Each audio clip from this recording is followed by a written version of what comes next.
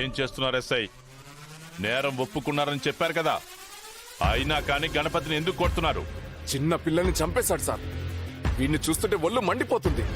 అందుకే కోపం కంట్రోల్ చేసుకోలేక కొడుతున్నాను సార్. నేరాన్ని ఒప్పించడానికి, నిజాన్ని రాబట్టడానికి, జనాల్ని కంట్రోల్లో పెట్టడానికి మన చేతికి లాఠీ ఇచ్చారు. కానీ మన కోపం కంట్రోల్ కానప్పుడు వాళ్ళ మీద వాడమని కాదు సార్. Sorry madam. గణపతి కూర్చో.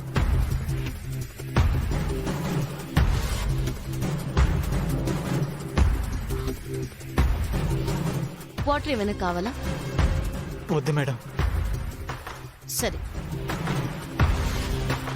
ఎందుకు నువ్వు చెయ్యని నేరాన్ని ఒప్పుకొని స్టేషన్లో లొంగిపోయా?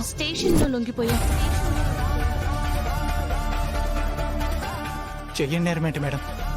పద్మ నేనే చంపాను. చంపింది ఎవరో మాకు తెలుసు గణపతి.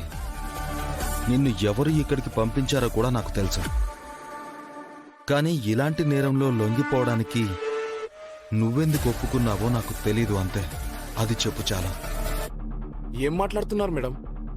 వీడే పద్మని చంపేశాడు అని ఎవరు చెప్పారు ఆఫీసర్? ఈ గణపతే కదా?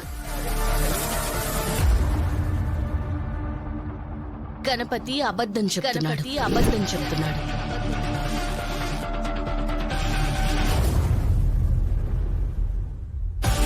చూడు గణపతి, ఇది ఎంత పెద్ద కేసో నీకు అర్థమవుతుందా? అసలు ఈ కేసులో నువ్వు జైలుకెళ్తే నీ భవిష్యత్ ఏమవుతుందో తెలుసా? అన్నీ తెలుసు సార్.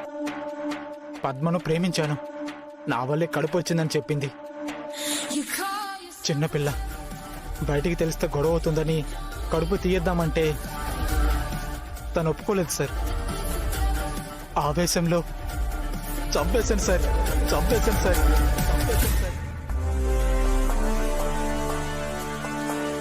మీరు ఎలాగైనా నన్ను పట్టుకుంటారని నాకు తెలుసు.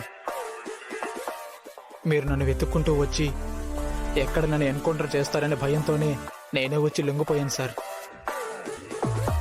ఇదే సార్ జరిగింది. దానికి సంబంధించిన సాక్ష్యాలు కూడా ఎస్ఐ గారికి ఇచ్చాను.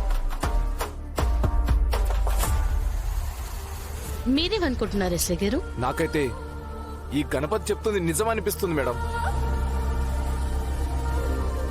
ఇందులో ఇద్దరి మధ్య ఉన్న చాటింగ్ ఉంది మేడం.